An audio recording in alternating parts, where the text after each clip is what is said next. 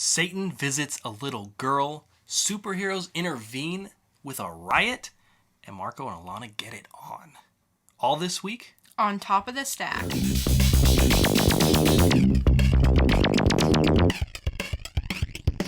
Thank you for joining us for this week's Top of the Stack, our weekly segment where we bring you our 3 favorite comics from the week, and we give you our take on it. This week, we have an all-image week, so let's get it started with Outcast number 14 by Robert Kirkman, Paul Azaceta, and Elizabeth Brittweiser. All right.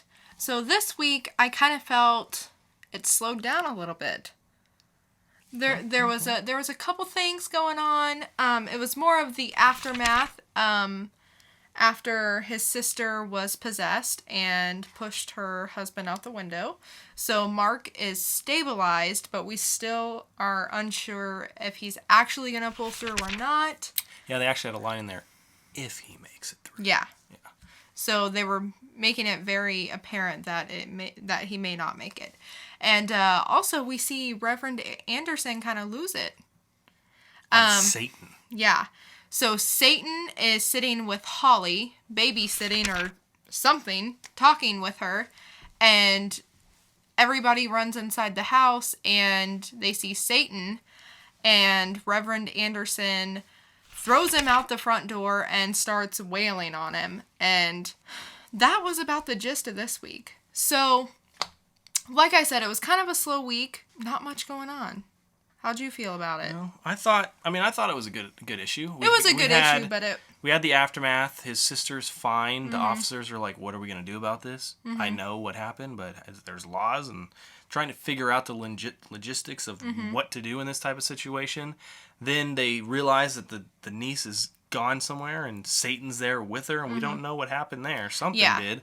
I mean, a lot had happened, and then the end where, what happens with Reverend Anderson, and he's actually kind of happy about it, is a little weird twist. And it, made me feel like, did Satan want him to do this? Because Satan was totally, so smug and, happy about Reverend Anderson kind of freaking out like that. So, this week, it was, I thought it was kind of a slow week, but it was still a good issue, so I give it a Michael Queaton. Michael Queaton? Michael Queaton. Well, I'm going to have to give this one a Michael Queaton as well. So, Outcast number 14 by Robert Kirkman, Paul Azaceta, and Elizabeth Brittweiser is getting a Michael Keaton for Geek'd Up. Queaton. Which brings us to our second review of the day, which is Jupiter Circle, Volume 2, Number 2. By Mark Miller, also wrote a lot of things like Kick-Ass and Huck and just a lot of things. Art by Wilfredo Torres. Now, this one, you have not read any of this. No. Volume 1, Volume 2. No. So you just kind of read this one, and this is your first take. But it kind of was like its own little thing. I kind of felt like it was... This is like its own little comic. Yeah. And that's kind of how they are. It kind of reminds me of Astro City, which is almost each comic is one story. Okay. And I mean, it kind of goes. There were some things in there that you caught if you go along with the series, but overall, it's its own story about that guy, whose name goes by Skyfox, telling this story about the strangest thing that's ever happened to him as a superhero. We see him get in a tussle with some aliens and all that, and then the thing I love about this comic is that's never what it's about. This comic is really about what if superheroes really existed, and they're just live normal lives. They're superheroes though, and that's what this is. It goes back. It's in 1965 during the Watts riots in California, and it's kind of like what would superheroes do if that went on, And I thought it was an interesting take on superheroes for sure. I mean, this was my first time reading it, but I'm kind of interested to read more, go back and catch up and. Yeah, I mean, the whole first series was about these kids, Volume 1. And then,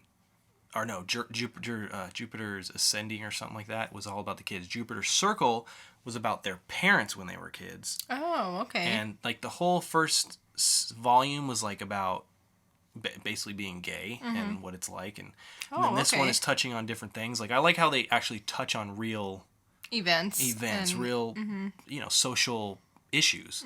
And this one, race, like what is happening. And he goes on about, I quit being a superhero because I realized I was just a henchman for the political elite.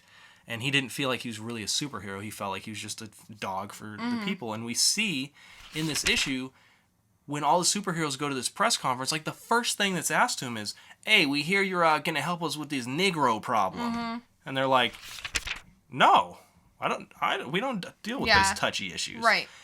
But we get a twist here. One of them does intervene, deal with the Negroes, but not in the way you'd think. It's a really good ending, I thought. Oh yeah, I really liked it. I can't really have that much to say on it, but I can say that I like this issue, and honestly, it felt like a first issue to me. Like, I may not know exactly the whole backstory to these characters, but I liked it. So what do you give it? I'm going to give it probably a Christian Bale. Yes, I am giving it a Christian Bale as well. One thing we didn't touch on, actually, the art. I love the way that this almost makes you feel like you're reading a comic that was made in the 60s. Yeah. Like, it has very dated art style. I really like that. The color palette is good for that. And the story touches on bigger things than superheroes punching each other in the face, which I like. So, Jupiter Circle Volume 2, Number 2 by Mark Miller and Wilfredo Torres is getting a Christian Bale from Geek'd Up.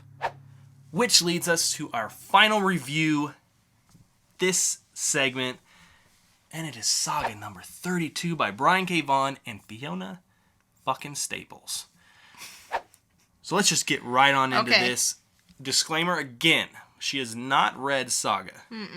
She's going to, hopefully, but you got a pretty good taste of what this comic's about. Yeah. I was a little lost with kind of what exactly was going on. Before you read it, I meant to kind of catch you up, not with like all the spoilers, but who this person talking is, and that you kind of just read the right. It's their daughter. Starts out just my speed for a comic. The first line is, we got Marco holding Elena up, and he says, "Move and the cunt dies."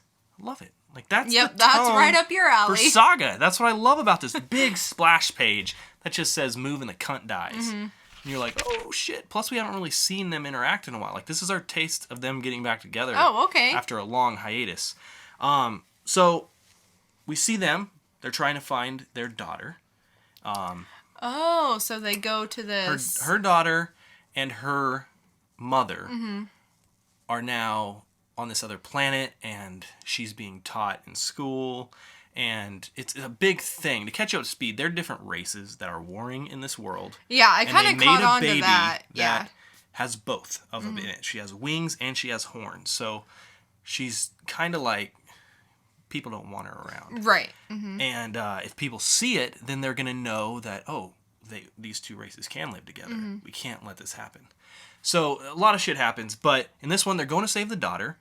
It's just a lot of good action, a lot of banter we see between Elena and Marco that I really like. Yeah, like the characters together, I think, work really well. And trust me, if you read the whole thing, they're really good. I mean, just they have this talk that's so natural, and like, basically that's what goes on. They go in there. There's these weird new flame guards that we get to see. There's all these weird creatures in this. The art is amazing.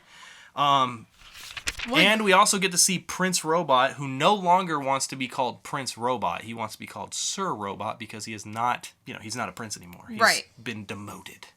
I thought that little bunny character guy who was Gus. Like, I thought he was so cute. Yeah, a lot of people like him. He's pretty good. Yeah. So, I mean, it's just a really all-around good issue. We get to see Alana and Marco again. What are you going to give this? Saga number 32. I'm going to give it a Michael Keaton, just because I feel like a lot of it was stuff that I need to catch up on to really get the whole feel for it. But I do like the art a lot, and, the banter back and forth is good as well. And I like the art, as always. Awesome art, awesome lettering. Fiona Staples does that as well. She hand draws all that lettering with, like, what Hazel's saying. Just really like it all around. I thought the story was great. We're finally getting back into the thick of things, how Saga began. I'm giving this a Christian Bale. So Saga number 32 by Brian K. Vaughan and Fiona Staples is getting a Christian Bale and a Michael Keaton from Geek'd. And that is it this week. There are no honorable mentions to speak of. Let us know what you thought about these 3 reviews. Did you read them? What did you think about them? What did you read that had high reviews that we didn't read? Let us know in the comments below when you give us those thumbs up and subscribe. And you can find us on Facebook, Instagram, Twitter, and Vine. Everywhere your little heart can find apps to talk to people on. Yes. Soon we'll be on Tinder. No, not really. And Grindr. But until next time, stay geeked up. and always hug a xenomorph. Always.